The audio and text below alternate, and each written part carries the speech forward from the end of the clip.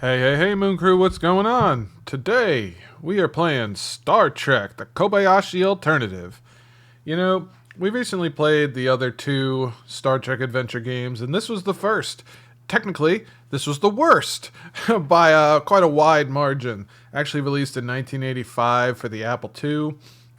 It had a ton of bugs, got review panned pretty widely at the time, and so Schuster and Schuster, they were like, oh boy, or Simon and Schuster, whoever the hell they are, they were like, oh, let's release a patched version. We could try to milk some more money out of it. So they released a patched version for the Apple II and the MS DOS, and it also had a bunch of bugs. It fixed a bunch of bugs, but also introduced a critical bug at the end where your antimatter can just disappear.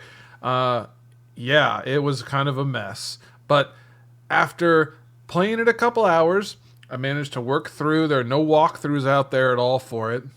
There's no full game playthroughs as far as I can tell either. So we had to work through it bit by bit, but we finally did it, and we also even found a way to keep the antimatter from disappearing in the final segment. So you know what that means? We are ready to speedrun it. We're ready to kick it out, and we're getting it done here today. So, yeehaw, let's go.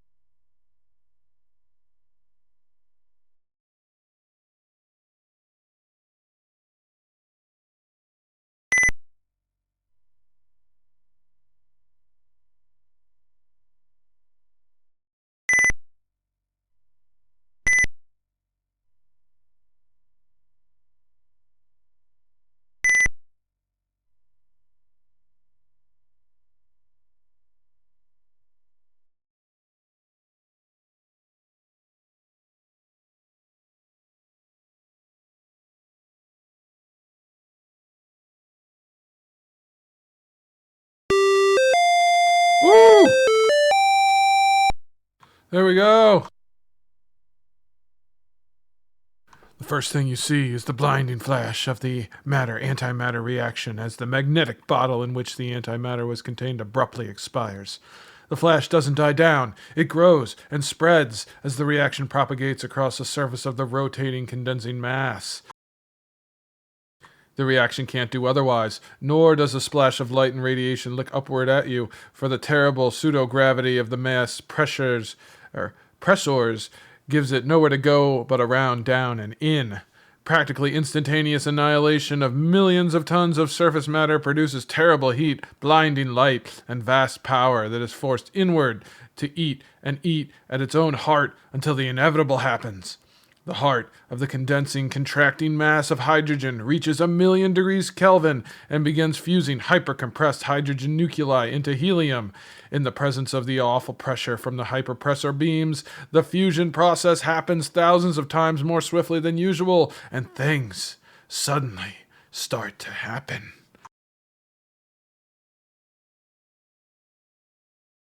The antimatter reaction exhausts itself, but that hardly matters. The blinding mass of hydrogen blooms outward, consuming the framework and the pressors in an instant. But that doesn't matter either. The work of the pressors started is completing itself. A star is being born. So is something else. Across the bridge from you, Spock falls back in his seat with a cry that makes you turn away from the white-out screen in alarm.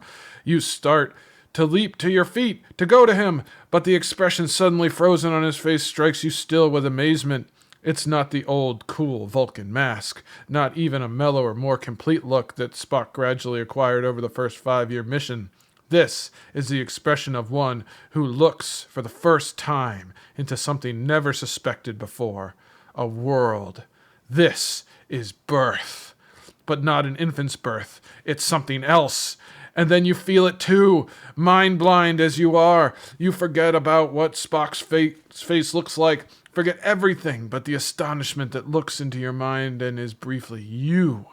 Knowing what you know, fearing what you fear, you are briefly it too. Intolerable consuming fire runs in your veins as natural, unregarded as blood. Your skin boils with flaming gas. You breathe out solar wind. Your magnetic field sweeps around you with a whisper like spaceborne silk as you rotate.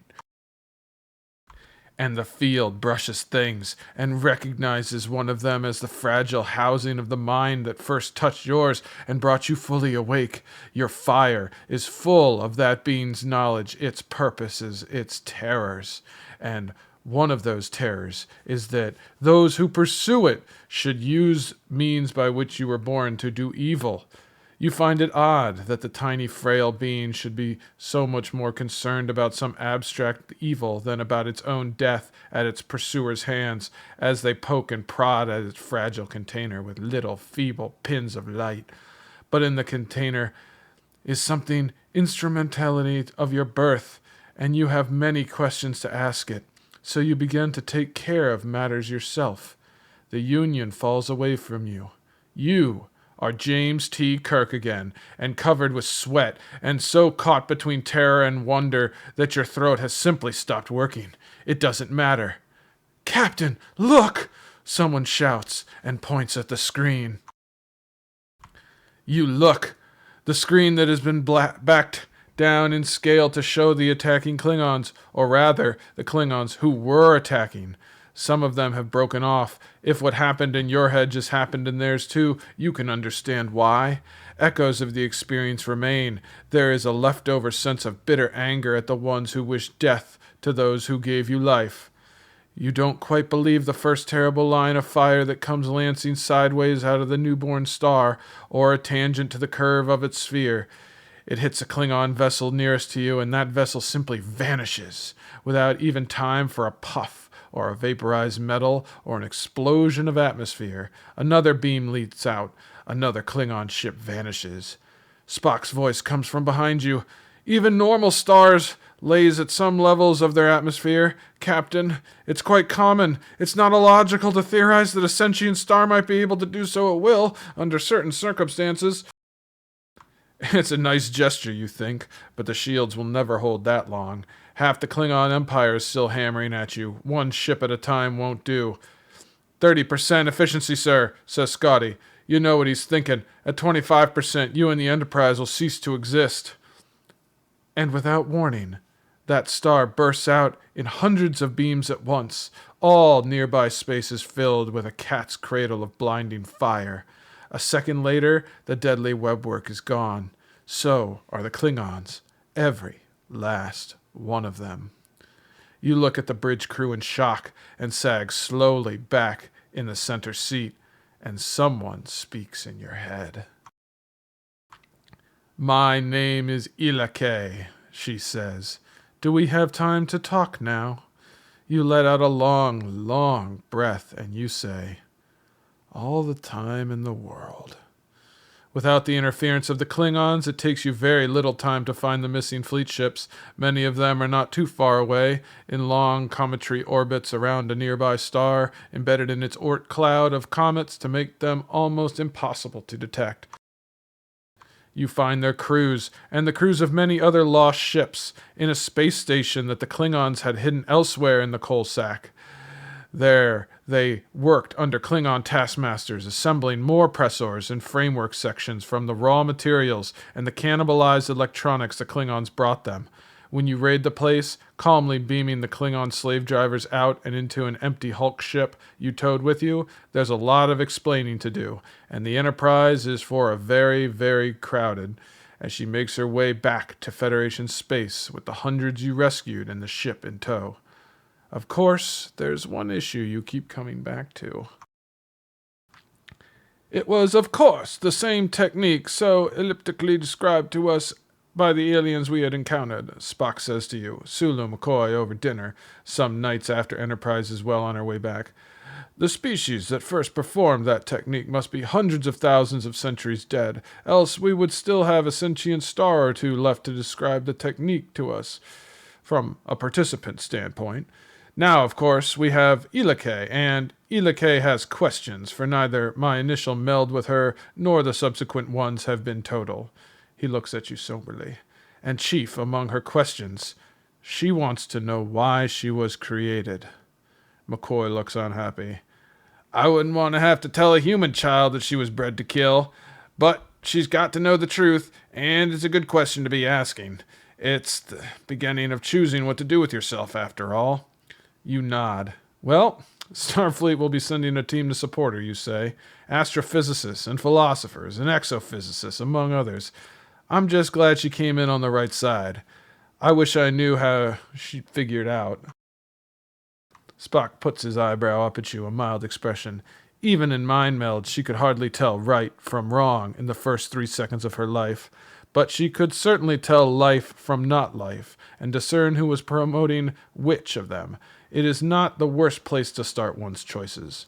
Meantime, Sulu mutters, she wants planets. He shakes his head, looking very bemused. Not that we're going to have any trouble finding her some. It's towing them here that's going to be interesting. Scotty will think of something. He always considers her his goddaughter, after that bit with the pressors. And you know how she is about family. Sulu chuckles. True. I just hope the Klingons don't start building another of those starburst setups right away somewhere else. Spock looks very thoughtful. I doubt that we'll have much of a problem, he says. You nod again. Agreeing with Spock, it seems very likely that the Klingons will immediately give up the research that cost them half their battle fleet in an accident which no report will ever return except terribly garbled subspace messages about an angry star. Evidently, they will tell themselves there is some unforeseen, fatally deranging psychic fallout that results from the star-building technique. They will keep telling themselves that in more and more reasonable versions until they finally believe it. But Klingon starship commanders will wake up in the middle of the night sweating and wonder, where is the lost fleet for years and years to come? And you'll go on to the next job. But not right this minute. Coffee, gentlemen? You say, and pour yourself a cup. Hell yeah, baby. That is what I'm talking about. We got through it It took so many hours to figure it all out. It took forever to find all the flags. It took forever to find the way around because there's no walkthrough for the DOS version, but we did it. And we are going to post this walkthrough for everybody else who might be interested in looking. Sure, there's more planets. Sure, it's not the high score. Whatever. We just created a star, ladies and gentlemen, and if that's not Star Trek, I don't know what is. See you for the next one, Moon Crew. Yeehaw! Kobayashi Maru down.